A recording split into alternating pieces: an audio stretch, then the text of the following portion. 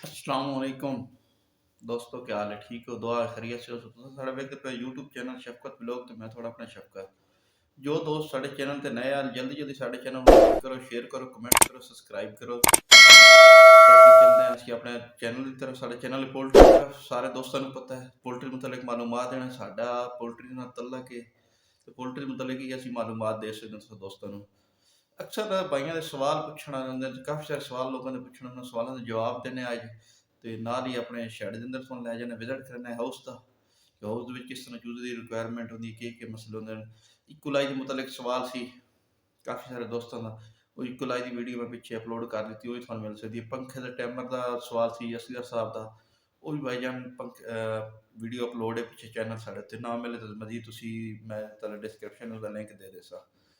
और काफ़ी सारे दोस्तों ने सवालों के जवाब होंदे ने यार, तो टाइम कम होंदा साढ़े कोल, नाल जवाब भी करनी होंदी है, सो भाइयों की रहनुमाई भी नाल करनी होंदी है। इस वास्ते ना थोड़े थोड़े सवाल होंदे ने, छोटे छोटे सवालों के जवाब दे देने हैं।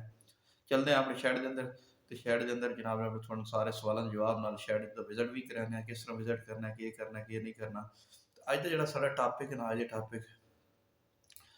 का टॉपिक है कि सब तो ज़्यादा जो चूज़ा ने इस मौसम के सर्दी के चूज़े नमूनिया बुखार हो जाता है।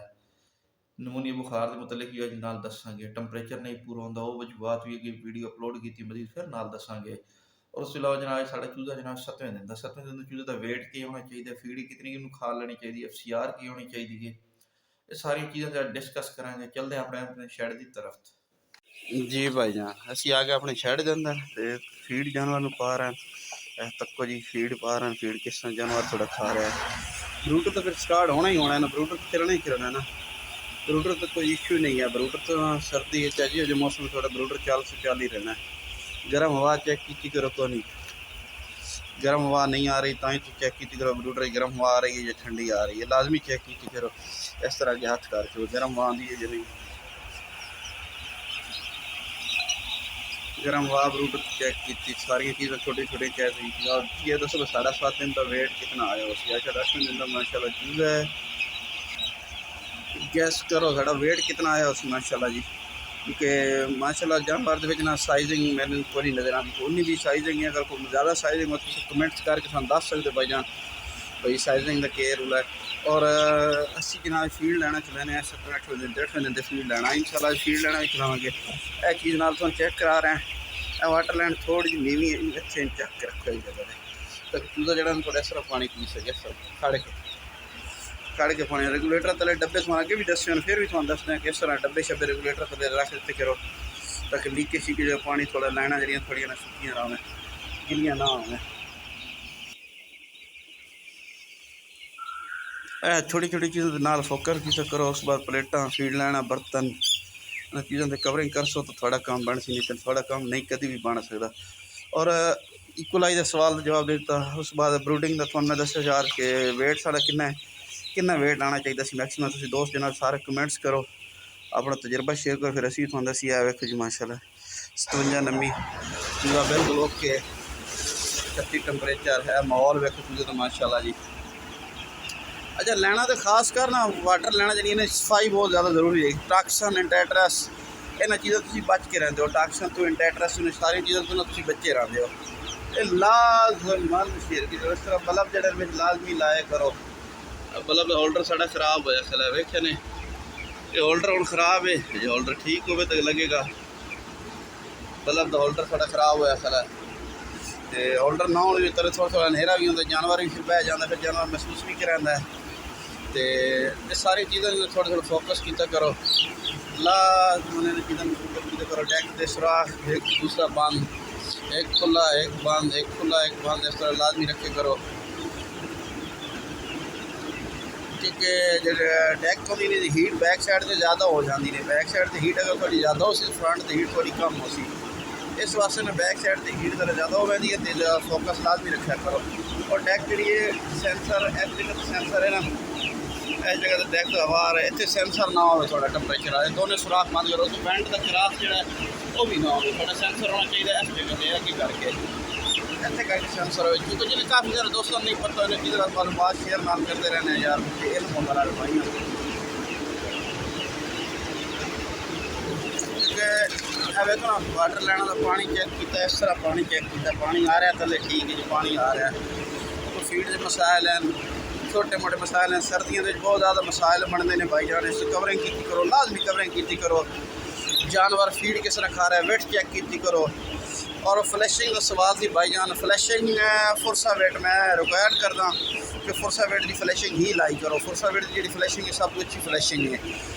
फ्लैशर वाले तो भाई जी तैर साहब थोड़े सवाल जवाब दे देते हैं फ्लैशर का, क्योंकि यार सारे सवालों के जवाब जो ना टाइम कम मिल पाता, तो इस वास्ते वीडियो फिर लेंथी हो जाती है, फिर लोग जो ना गिला करते हैं यार वीडियो जी बहुत ज़्यादा लेंथी बनाते हो।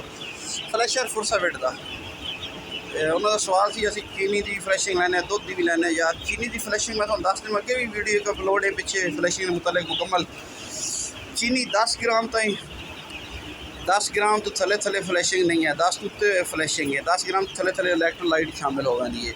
10 ग्राम कम अज कम पर लीटर के हिसाब में तो फ्लैशिंग दो 10 ग्राम ठीक हो गया। 10 ग्राम पर हेड के हिसाब में तो चीनी फ्लैशिंग दे सकते हो। 10 थले दे तो थोड़ी वो फ्लैशर नहीं समझा बना थोड़ा जनाब समझा, वैसे दूसरा की ना से इलेक्ट्रोलाइट जो शामिल हो वैसी फ्लैशिंग 10 ग्राम तो प्लस है, लाजमन 10 ग्राम तो प्लस फ्लैशिंग थोड़ी हो सी, अगर थले हो सी तो ना हो सी तो कोई ना हो सी।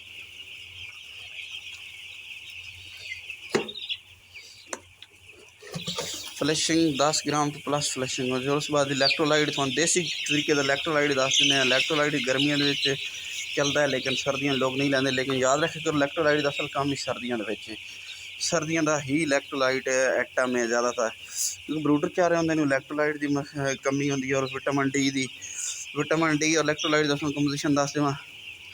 इलेक्ट्रोलाइट तुहाडे कोल है तो ठीक है, अवेलेबल है तो ठीक है, अगर नहीं है अवेलेबल तो तुम जनाब पता की कर सकते हो,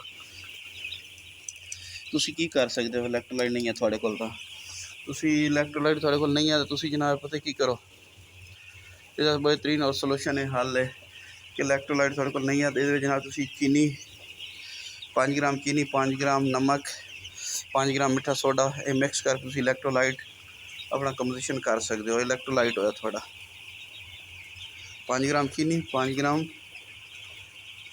नमक और 5 ग्राम मिठा सोडा, ये थोड़ा इलेक्ट्रोलाइट बन गया। इनू तुसी 1 ग्राम 15 ग्राम हो गया, 30 ग्राम दे तुसी पा सकते हो, यानी कि 1 ग्राम 2 लीटर के हिसाब से तुसी ला सकते हो इलेक्ट्रोलाइट बना के। सॉरी चीनी भी 5 ग्राम तुसी पानी है, नमक चीनी मिठा सोडा ये 3 चीज़ें जड़ियाँ थोड़ी इलेक्ट्रोलाइट हैं, बेहतरीन इलेक्ट्रोलाइट हैं, देसी जुगाड़ इलेक्ट्रोलाइट ये थोड़ा यूज़ कर सकते हो। उसके अलावा फ्लैशिंग में तुम दस दी चीनी से फ्लैशिंग दो चीनी दी लोग लैंदे हज़ार चीज़ें, लेकिन ओरिजिनल तौर चले करो चीनी फ्लैशिंग लाई करो। फ्लैशर जना अच्छे तो अच्छे इस्तेमाल करो, फ्लैशर कसे तो कसा ना यूज़ करो, अच्छे तो अच्छा फ्लैशर इस्तेमाल कर तो थोड़ा काम बनया रहा सी फ्लैशर।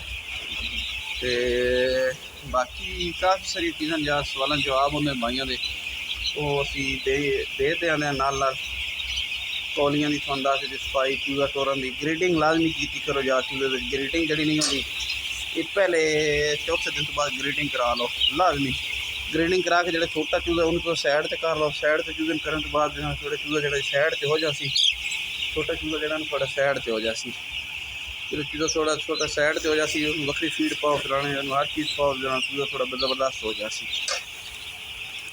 इंशाल्लाह भाईजान होर थोड़ी को नेक्स्ट सवाल हो जनाब, बाकी जिन्हें बहुत दोस्तों ने सवाल रह गए जफर का, इफ्तिखार का, आरिफ का, मुमताज़ का, भाईजान ये थोड़े जो सवालों जवाब रह गए इंशाल्लाह और किसी नेक्स्ट वीडियो देवेंगे। वीडियो की लेंथ लंबी हो जाती फिर ना इतराज़ आता है, इतराज़ आने के बावजूद जनाब ना इतराज़ आता फिर बंदा उन्हीं सवालों जवाब दे वीडियो की लेंथ लंबी ना हो।